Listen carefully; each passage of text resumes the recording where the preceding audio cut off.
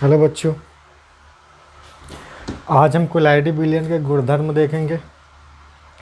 छोटा सा वीडियो रखेंगे क्योंकि गर्मी बहुत ज़्यादा है, तो ज़्यादा कुछ नहीं पढ़ेंगे। एक दो प्रॉपर्टी देख लेंगे, तो इसके बाद गुण ही चलेंगे। गुण कई सारे हैं तो टाइम लगेगा इनमें, तो कल परसों में कंप्लीट कर लेंगे हम अपना कोलाइड। ठीक है, फिर पायस बचेगा, पायस एक दिन में हो जाएगा। तो ज़्यादा चैप्टर बचा नहीं है, 60 से 70% चैप्टर ख़त्म हो चुका है। तो आओ देख लेते हैं कोलाइडी बिलियन के सामान्य गुण।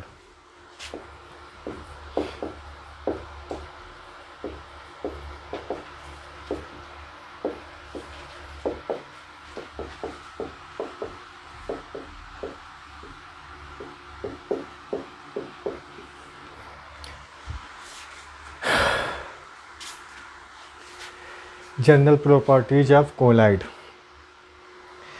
पहले तो कोलाइडी कणों का आकार तुमको मालूम होना चाहिए। तो पहला बात क्या होती है, कोलाइडी कणों का आकार कितना होता है? 10⁻⁻7 से 10⁻⁴ सेंटीमीटर। इतने सेंटीमीटर से लेके इतने सेंटीमीटर तक होता है। कोलाइडी कण को फिल्टर पेपर से बाहर निकल जाते हैं। कोलाइडी कण फिल्टर पेपर से बाहर निकल जाते हैं, ये भी याद रखना। ठीक है, कोलाइडी कण माइक्रोस्कोप द्वारा भी नहीं देखे जा सकते। कोलाइडी कण माइक्रोस्कोप द्वारा भी देखे नहीं जा सकते, ये भी याद रखना। पहले भी ये सब बताएं। जो कोलाइडी बिलियन होता है विषमांगी प्रकृति का होता है, हेट्रोजाइगस फेज का होता है। इसमें क्या होता है, प्रक्षिप्त अवस्था प्रक्षेपण माध्यम दोनों होते हैं। ठीक है, अब आ जाते हैं इनके कॉलिगेटिव प्रॉपर्टीज पर, असंख्य गुणधर्म पर। असंख्य गुणधर्म की बात करें तो हम ये गुण विलेय के कणों को संख्या पर निर्भर करते हैं। अणुसंख्यक गुणधर्म जो इनके होते हैं, इनके विलेय के गणों पर, जो विलेय अणु होते हैं उनकी संख्या पर निर्भर करने वाले गुण ही तो विलेय अणुओं की संख्या पर जो गुण निर्भर करते हैं वही तो हैं अणुसंख्यक गुणधर्म, जो सैल्यूट के मॉलिक्यूल पर डिपेंड होते हैं। वही गुण क्या कहलाते हैं, ये तो हम वहाँ पे सीखे थे बिलियन वाले लेसन में। तो कोलाइडी कण कई छोटे छोटे कणों का पुंज होते। कोलाइडी कण क्या होते हैं, कोई छोटे छोटे कणों का पुंज होते, या फिर स्वयं एक ही होता है कोलाइडी के आकार का। स्वयं एक ही होता है कोलाइडी के आकार का। क्लियर है? इस प्रकार कोलाइडी बिलियन में कणों की संख्या क्या होती है, कम होती है। कोलाइडी बिलियन में विलेय कणों की संख्या क्या होती है, कम होती है। क्यों? क्योंकि ये छोटे छोटे कण इनके क्या होते हैं, पुंज बना लेते हैं मिलके। या तो उनके पुंज होते हैं, ठीक है, उन्हीं का समूह हो जाते हैं, या फिर क्या होते हैं, या तो ये बृहत अणु होते हैं, बड़े माइक्रो मालिक्यूल्स होते हैं, बड़े बड़े अणु होते हैं। बड़े अणु होते हैं तो भी उनकी संख्या क्या होती है, कम होती है। अणुओं की संख्या कम होगी तो अणुसंख्यक गुण भी क्या होंगे, बहुत कम होंगे। अणुसंख्यक गुण धर्म में क्या आते हैं, परासरण दाब हो गया, एस्मोटिक प्रेशर, बॉइलिंग पॉइंट, और क्या, फ्रीजिंग पॉइंट। इनके अवनमन उन्नयन भी क्या होते, बहुत कम होते। क्वथनांक का उन्नयन तथा हिमांक का अवनमन भी क्या होते हैं, इनके कम होते। ठीक है, क्योंकि विलेय कणों की संख्या कम है, कोलाइडी कणों की संख्या कम होने के कारण इनके अणुसंख्यक गुणधर्म भी कम होते हैं। अणुसंख्यक गुणधर्म यही तो होते हैं। अणुसंख्यक गुणधर्म क्या होते हैं, बिलियन वाले लेसन में तुम सीखे हो। अब बात करते हैं ब्राउनी गति की, जो कि पेपर में पूछा जाता है।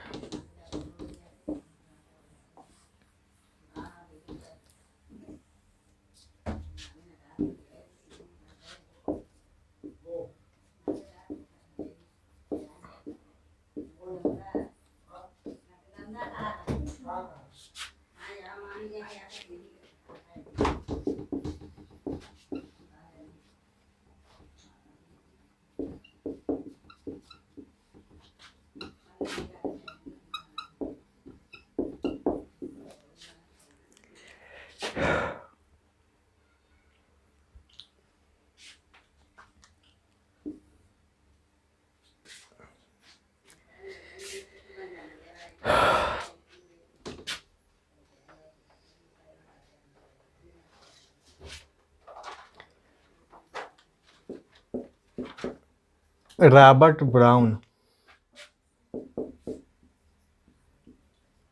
नाम के एक बॉटनिस्ट थे, अच्छा, वनस्पति वैज्ञानिक थे। क्या थे? वनस्पति वैज्ञानिक, बॉटनिस्ट, जो बॉटनी पेड़ पौधों के बारे में रिसर्च करते हैं, पढ़ाते हैं। ठीक है। तो रॉबर्ट ब्राउन थे, इन्होंने एक बार कोलाइडी कणों का अध्ययन किया था। ठीक है। कोलाइडी कणों में क्या देखा उन्होंने? जो कोलाइडी कण होते हैं वो इधर उधर घूमते रहते हैं बिलियन में।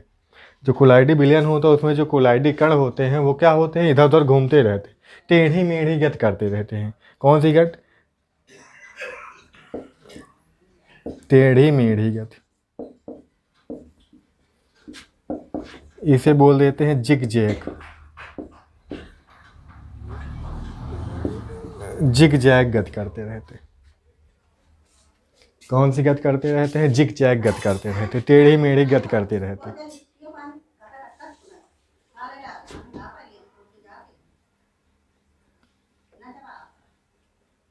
क्लियर है?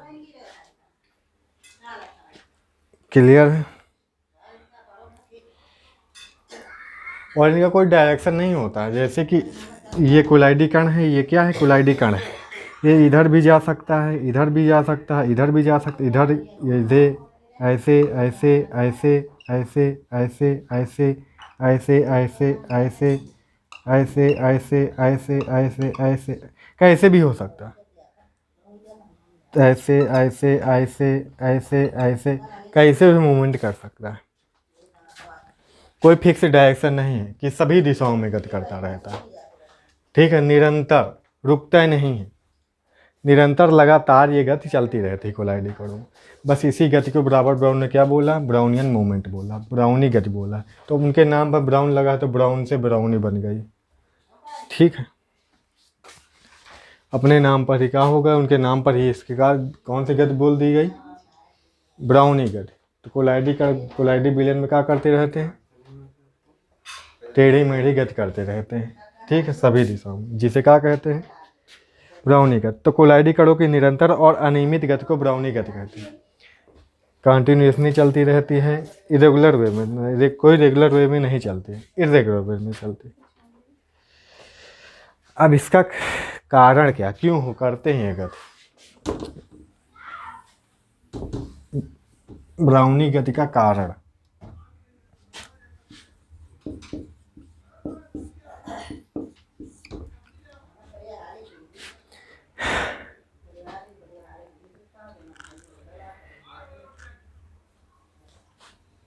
जो परिक्षेपण माध्यम होता है,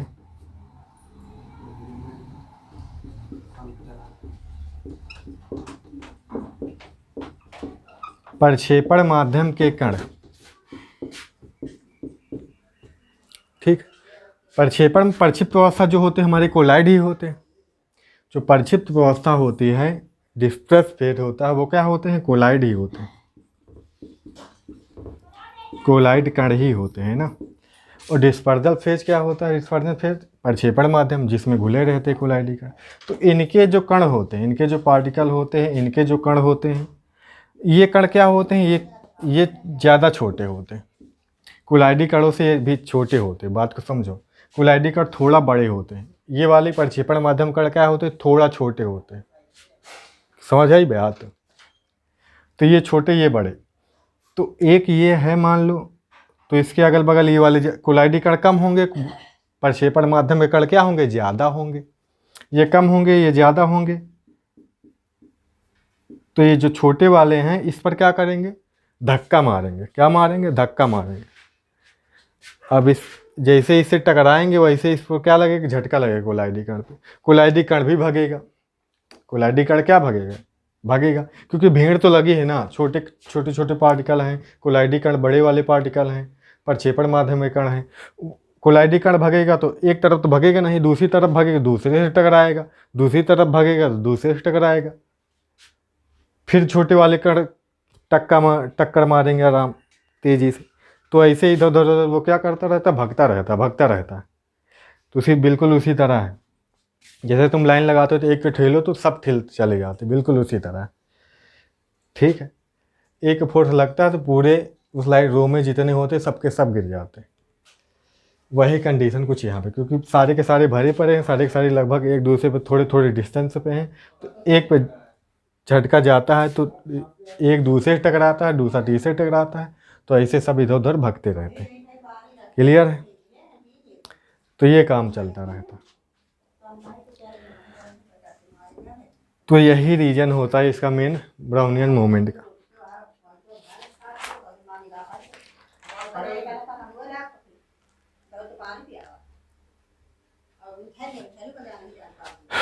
इसका फ़ायदा क्या है?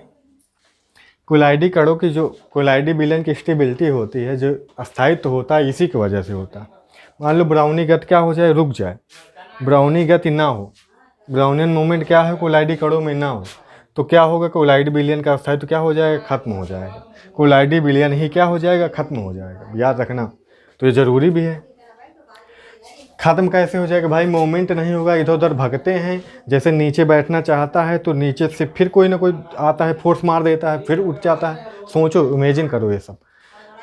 ऊपर से जिससे कोई चीज़ गिर रही है, अब फोर्स, बहुत सारे कण हैं उसमें, तो इधर टकरा रहे हैं, उधर से टकरा रहे हैं, ये नीचे बैठा जा रहा है। कोऑगुलेशन तो होता ही है कोलाइडी कणों में, क्योंकि कोलाइडी कण क्या होते हैं, आवेशित होते हैं। आवेशित होते हैं तो आवेश जैसे खत्म होता है, वो नीचे बैठना चाहता है, कोई चीज़ उस पर आके फोर्स मारेगी, फिर वो भागेगा, तो बैठने नहीं देते हैं, ज़्यादातर बैठ नहीं पाते इस तरह। उनमें चार्ज भी क्या होता है, रहता है, बना रहता है। एक दूसरे से टकराने से, जब कोई एक पे कम चार्ज होता है, दूसरा कोलाइडी कण उसके पास आएगा, उस पर ज़्यादा चार्ज होगा, तो उस पर भी उसकी वजह से चार्ज जनरेट होता है। इसी तरह से कोलाइडी कण क्या होते हैं, स्टेबल रहते हैं। कोलाइडी विलयन का होता है, स्टेबिलिटी इसी तरह से बनी रहती है उनकी। तो ब्राउनियन गत के कारण ही हमारा कोलाइडल सॉल्यूशन क्या होता है, स्टेबल होता है, अस्थाई होता है। ठीक है, क्लियर है? कोई ये नहीं है कि 1-2 घंटे करते हैं कोलाइडी कण, निरंतर करते रहते हैं, महीनों करते रहते हैं, सालों साल कोलाइडी कण निरंतर गति ब्राउनियन मूवमेंट कोलाइडी कणों में होता रहता है। कोई आज का नहीं कि एक थोड़ी देर में बंद हो जाता है। बात समझ में आई? जैसे जैसे कोलाइडी कणों का आकार बढ़ता जाता है, वैसे वैसे क्या होती जाती है, इनकी गति भी क्या होती है, कम होती जाती है। तो जैसे जैसे इनका साइज बढ़ेगा, ब्राउनियन मूवमेंट उनमें क्या होता जाएगा, कम होता जाएगा। बात को समझो, कम होता जाएगा तो भारी होते जाएंगे। बड़े कण होंगे तो वो भी सी बात है, उनका इधर उधर भागना थोड़ा मुश्किल होगा। मोटे लोग नहीं भाग पाते, तो उनका भागना मुश्किल होगा, तो नीचे बैठना चाहेंगे। नीचे बैठना चाहेंगे तो कोलाइडल सोल्यूशन क्या होगा, धीरे धीरे क्या होता जाएगा, खत्म हो जाएगा। धीरे धीरे क्या होगा, खत्म होगा। क्लियर है? तो ब्राउनियन मूवमेंट को होना जरूरी है, निरंतर होता रहना चाहिए। ये सारी चीज़ें ठीक है।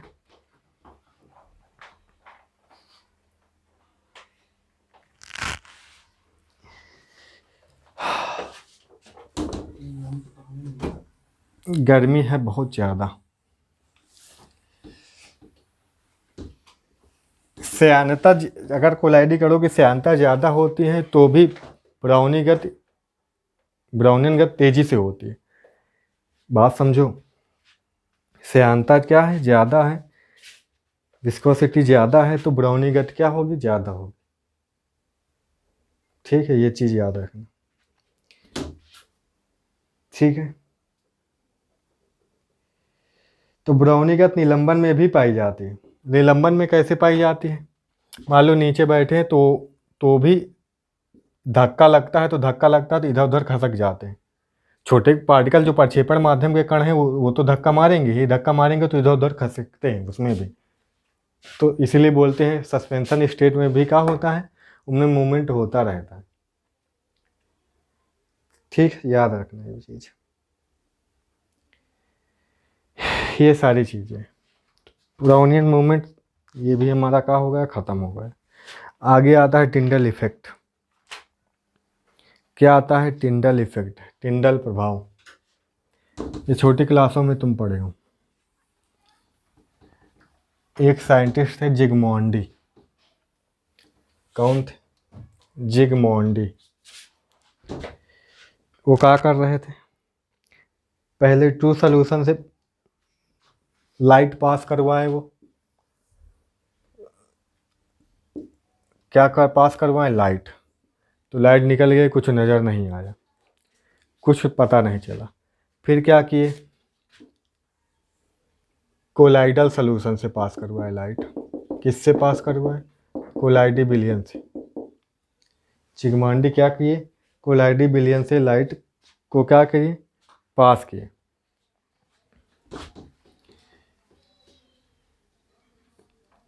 ये लाइट जा रही है, ये लाइट क्या हो रही है? जा रही है। तो देखे तो जो लाइट का मार्ग था, रास्ता था, वो क्या था? उनको दिख रहा था। लाइट का जब जो रास्ता था दिख रहा था, तो बिल्कुल वैसे ही जैसे तुम किसी रूम में बैठते हो तो वहाँ से कोई सूरज निकलता है तो देखते हो कोई छेद होता है तो उसकी लाइट आती है तो बिल्कुल जो धूल कण होते दिखते हैं। मतलब लाइट का जो आने के रास्ता है वो दिखता है बिल्कुल साफ साफ।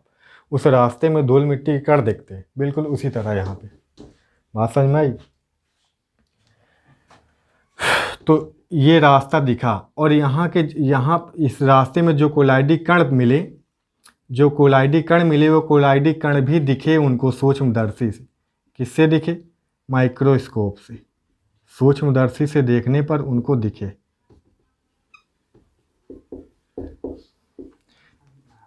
सूक्ष्मदर्शी से देखने पर उनको दिखे वो कण। क्लियर है? तो यही इफेक्ट क्या कहलाता है? यही प्रभाव क्या कहलाता है? टिंडल प्रभाव। टिंडल इफेक्ट या टिंडल प्रभाव। टिंडल इफेक्ट या टिंडल प्रभाव।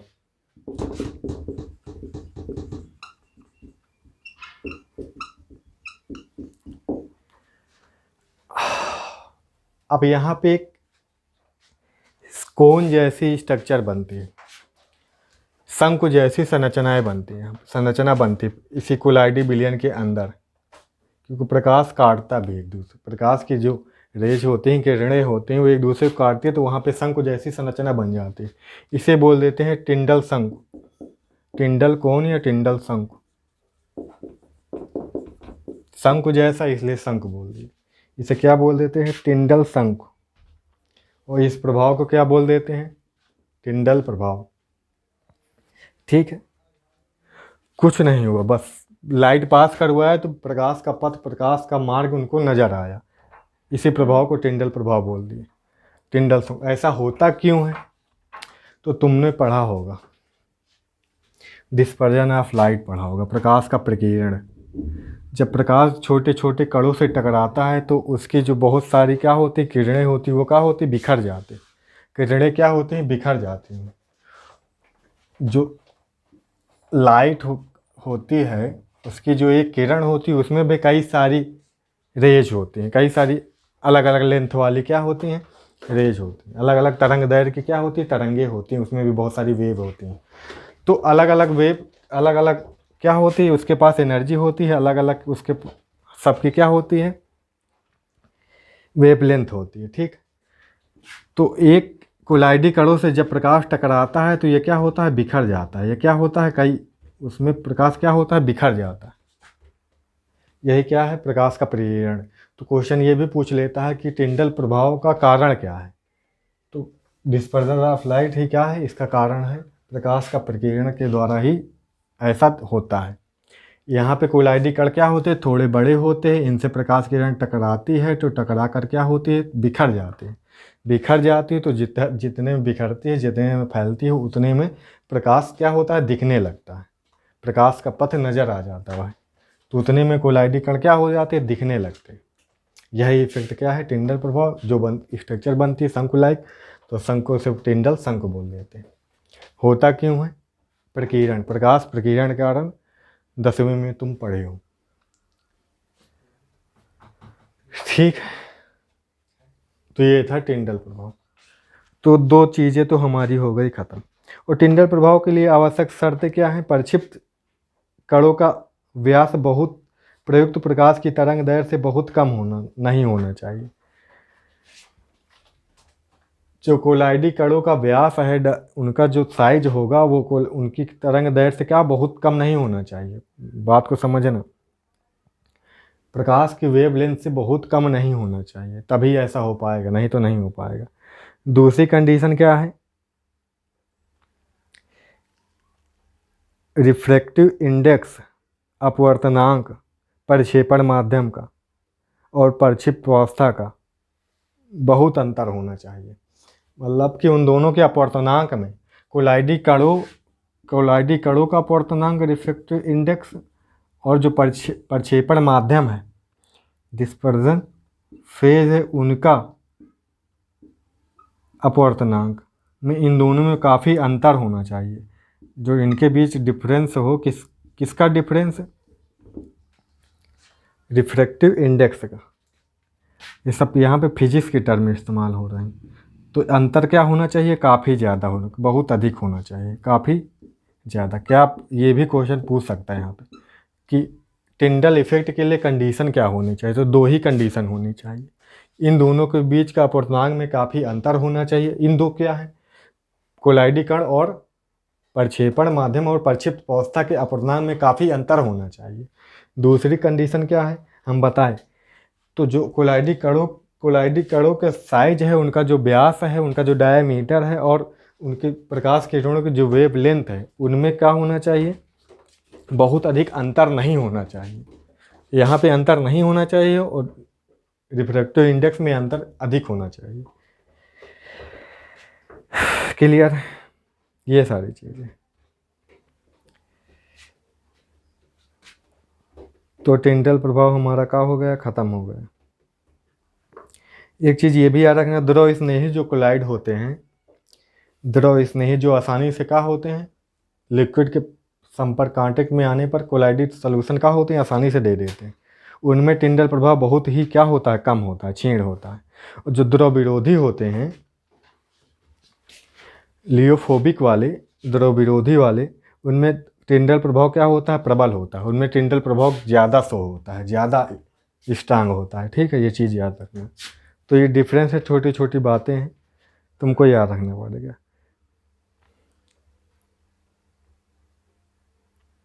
तो याद रखना यहाँ पे जो कोलाइडी कण नज़र आते हैं, तो इनको अगर हमको अति सूक्ष्म माइक्रोस्कोप मिल जाए, ठीक है, जो बहुत छोटी छोटी चीज़ों को दिखा देता है ना, तो उनके द्वारा हम कोलाइडी कणों का डायमीटर भी, व्यास भी बता सकते हैं। ठीक है, व्यास भी ज्ञात कर सकते हैं यहाँ पे। ठीक, टिंडल प्रभाव के कारण ये इसका बेनिफिट है।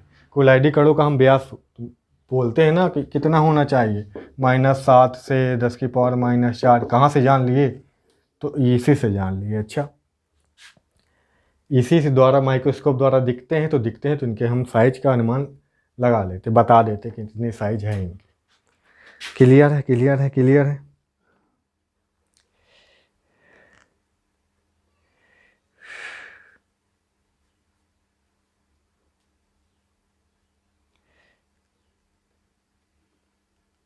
ठीक है, ठीक है, ठीक है। सूक्ष्मदर्शी में कोलाइडी कण स्वयं नहीं दिखते, बल्कि क्या दिखता है? उनका जो स्कैटर्ड लाइट होती है, प्रकीर्ण होने के बाद जो लाइट होती है, स्क्रैटनिंग हुई है ना यहाँ पे, जो प्रकीर्णित लाइट होती है, यानी कि प्रकीर्ण होने के बाद की जो लाइट होती है वो दिखती है। ठीक, तो वो तो है, सब छोटी क्लास में तुम पढ़े हो, प्रकाश नहीं स्वयं नहीं दिखता है, वो वस्तुओं को दिखाने में सहायता करता है। तो लाइट तो दिखती नहीं है खुद। ठीक है, लेकिन कुछ विजुअल रेज भी होती हैं जिनकी, ठीक है, तुमको मालूम होना चाहिए 3800 से 7800 लगभग, इस बीच की जो तरंग दैर्ध्य वाली होती हैं वो क्या होती है? विजुअल रेज होती है। तुम पढ़ी हो छोटी क्लास में, हो सकता है इंटर में पढ़े हो। तो इस बीच के रेंज की जो होती हैं तरंग दैर्ध्य वाली, वो क्या होती है? विजुअल रेज होती है, मतलब वो दिखने वाली रेज होते हैं। तो सनलाइट में भी ये रेज होती हैं। अच्छा, तो वही दिखती, बाकी सारी लाइटें उसमें सारी रेज दिखती नहीं है, सभी तरंग दैर्ध्य वाली नहीं दिखती। ठीक, तो 2 टॉपिक हो गए आज। इसके बाद आता है क्या? इनकी चार्ज की बात है। तो इलेक्ट्रॉन डबल लेयर थ्योरी भी है, वैद्युत द्विस्तर सिद्धांत। तो इनके इलेक्ट्रिक चार्ज की बात हम कल करेंगे। ठीक, गर्मी बहुत ज़्यादा है, पानी कमी हो जाती है ऐसे करो तो आज बस बहुत है, इतना पढ़ो थोड़ा थोड़ा।